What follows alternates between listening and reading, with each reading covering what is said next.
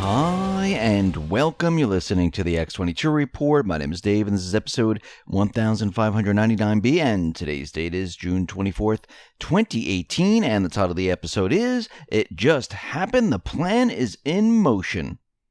Now, before I get started, I just want to make an announcement. I uploaded a new interview with Harley Schlanger. It is on the X22 Report Spotlight YouTube channel. So all you need to do is go over to YouTube, type in X22 Report Spotlight. It will bring you right to the interview, or you can view the interview on X22Report.com or NewsSentinel.com. Scroll down a little bit, look over the right-hand side. You'll see the video there. You can play it right on the site, or you can go to Steemit. That is steemit.com/@X22Report, and you can play the interview right on Steemit. Let's get into the economic collapse, political and geopolitical news. Now, the entire plan that was put into motion by the Patriots is now moving forward at an accelerated rate. And we're going to see a lot of new information come out, information that we never even thought of is going to hit the front pages, not of the corporate media, but those who are paying attention. And we already see that FBI Special Agent Peter Strzok, he's having a very bad June right now. And after being physically escorted out of the FBI office last Friday and losing his security clearance this week, per Attorney General Jeff Sessions, Peter Strzok has been subpoenaed by the House Judiciary Committee Chairman Bob Goodlatte. And Strzok agreed to testify earlier. However, Grassley issued the subpoena to appear on June 27th at 10 a.m. after the FBI agent would not commit to a date. So what we're seeing is that Strzok is now being called in. Now, he said he was going to testify, didn't give a date. We know that Comey skipped out on certain requests, and the whole thing is starting to fall apart, and I wouldn't be surprised if these people start to run or commit suicide because they know their days are numbered here. We see McCain is in trouble. Q likes to call him No Name, and we know that McCain is behind a lot of different things. Actually, Q is saying that McCain is faking his illness, and most likely he might be on the run, or he might go into hiding, or he might commit suicide. Who knows what he's going to do? But we see internal IRS documents obtained by Judicial Watch through the Freedom of Information Act reveal that in 2013, John McCain's former staff director, Henry Kerner, pushed the Obama IRS to engage in financially ruinous audits of 501c organizations 10 days before Obama's IRS publicly admitted to inappropriate targeting of groups with Tea Party or Patriot in their names. And McCain issued a statement following the original Judicial Watch report on 2013 meeting, decrying false reports claiming that his office was somehow involved in IRS targeting of conservative groups. And we need to look at this very carefully and look at this individual, Henry John Kerner. Now, years of questions about how so many DC scandals never ended up with any accountability are now slowly beginning to make some sense here. Henry Kerner is a missing piece of this puzzle. So if you wanted to control or cover up a DC scandal, where would you need to be? Well, what position? What would you need to control? Well, first you would need to control the witnesses and the investigators. In essence, the deep inside the agencies or committees doing the investigation. That's exactly the functionality where Henry John Kerner comes in.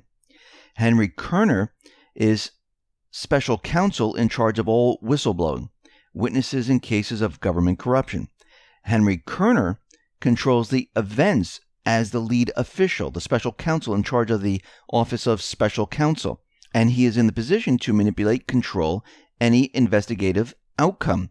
So let's look at Kerner's DC history. When you look at this, a whole bunch of things start to make sense here. Henry Kerner would have been in a position to influence many of the cases that we've been looking at, like Fast and Furious, IRS targeting, Benghazi, Flynn intel leaks, and the rest. Spygate, you name it. So when we look at this, he is really the missing piece to all of this. I mean, imagine investigating yourself. That's exactly what Kerner was doing as a member of the Permanent Subcommittee on Investigations. And now Henry Kerner is in charge of all investigations of fraud and abuse in government and the outcomes of whistleblowers.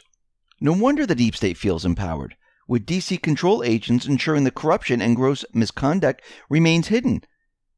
They're not really scared of any charges being brought up against them or getting caught or anything like this, because Henry Kerner is in charge of all this and covering it all up. So we can see that this is all now being put out, and we can see where the missing piece was. And basically, moving forward, we're going to find out a whole lot more information. We see the former Prime Minister of France, Jean-Pierre Raffarin, believes that the security and stability of the Eurasian continent should be guaranteed by 4 countries. And these 4 countries are not the US, it's not the UK, it's France, Germany, Russia, and China. Because right now, Europe is experiencing an internal process of disintegration following Brexit and facing increasing instability in the outside world. And the transatlantic link is breaking down. And they're looking to basically rethink their alliances. And we know that this was going to happen. And we knew that many of the European countries have been moving closer to Russia, moving closer to China. Even though the EU is placing sanctions on Russia and China, individual countries are saying, you know something, we need to get rid of these sanctions. You know something, China and Russia, the economic stability, joining with them with bilateral trades, it's worth it. And this is what we see happening right now. Out in Afghanistan, we see the push to destroy the paid mercenary army of the deep state is in full force. They have killed over 160 Islamic State militants, which is the paid mercenary of the deep state. And basically what the U.S. and the Afghan forces are doing, they're sweeping through the country, really not fighting the Taliban, because right now they're still in negotiations with the Afghan government for peace. And this is why Ghani extended it for 1 year. And now they're in negotiations talking about this. At the same time, the U.S. Afghan forces are going after the paid mercenary forces, which is the Islamic State. We see Putin and Moon Jae-in of South Korea. They have met, and they issued a joint statement calling for a complete denuclearization of the Korean Peninsula. And basically, we see Trump, we see Putin, we see China, North Korea, South Korea. They're all in agreement for denuclearization in the area, and basically pushing for economic stability. And we're going to see things really change in this area. North Korea has also agreed to erase anti-U.S. propaganda within the country. And we're seeing the protests against the United States, they have died down. They're getting rid of the propaganda, and we see that things are definitely changing. We see out in Syria, well, Russia, Syria, they have officially entered the southwest area of Syria, even though the U.S. was warning not to do this. And they're attacking different towns and villages in this area, removing the Islamic State. And once again, they are approaching the Al-Tanf area. Now, what's very interesting, during this period, weapons have been flowing from Jordan into Syria to the paid mercenaries. Now, this most likely is the deep state trying to supply them with any weapons they possibly have to try to fight this off, and it is not working right now because in a surprising turn, the U.S. said, hey, you know something? We're not supporting these paid mercenary forces anymore. The moderate rebels, all of them, you're on your own. Now, think about what is happening right now, because it just happened where the United States said farewell to the moderate rebels, to the Islamic State, to al-Nusra, all the paid mercenary forces controlled by the deep state. They removed their funding. They got rid of the support by shipping arms there. Yes, the deep state still has the ability to get arms and bring arms in, but coming from the United States, it has stopped. We see that the funding for the Kurds has stopped. All of this has stopped right now, and everything is in motion. And the reason for this is because Putin, Trump, Assad, they're all coming together. And this is why Assad put this message out there, telling everyone that Washington is not going to change. If they do change, then he'll think about meeting with the president. But he's saying, if you really listen to his message, it's a waste of time if the U.S. stays on the track they've been on since the invasion of Syria. And that is going back about 7-8 years now. This is a message to get, and they're projecting this, to let everyone know that these talks are going to happen. Getting everyone used to this. Assad already put it out there that if Washington does change, he might consider talking to the president. Now, the president's going to stay very, very quiet on this because their mission is to remove forces and then have a conversation with Assad, with Russia. And again, we remember Putin is meeting with Trump, I think during July. This is when it's being set up for. And I think right after this meeting, we're going to see many, many things change in this area. And this plan is now in motion. And the deep state, they're going to be doing whatever they possibly can to try to stop this. Because what we're seeing here, and this is what Russia is reporting, is that al-Nusra, they are preparing provocations in certain areas. They've already seen the fighters shooting stage videos showing different scenes, and they're saying that something is about to happen. Now, they're telling everyone that they noticed this, they've seen it, they've seen the film crews, they've been making these videos ahead of time, just like when we had the gas attack.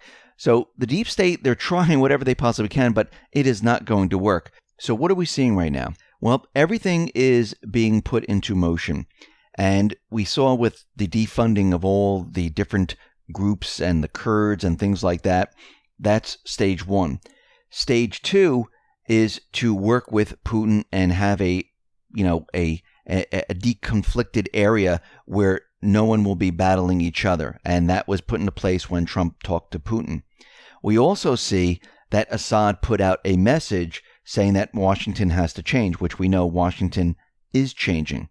And he's putting this out, projecting that eventually, if Washington does change, he will speak to the president. We're also seeing is that the U.S. troops are distancing themselves from the paid mercenaries, from the Islamic State, from Al-Qaeda, from al-Nusra, from the moderate rebels, from the Syrian Democratic Forces. We're seeing this, and this is why we see a lot of the Syrian Democratic Forces and many others basically moving over to the Syrian army and leaving what they were doing because they realize they're done. So as the U.S. forces distance themselves from the paid mercenary forces, it will allow them to move out of Syria. And we're going to see this in the next couple of months because we can see all of this is being prepared slowly but surely. And we're going to see this happen. And this is why Trump, way back, put out the message that we're going to bring the troops home. He just didn't say it. He did this, and he projected into the future that this is what's going to happen to get everyone used to the idea that we're not going to be there that much longer. So it is begun. We're seeing it happen right in front of us. And in the next couple of months, we're going to see a lot change. Listen, everyone, thanks a lot for listening. Be well, be safe, and especially be prepared. Thanks a lot.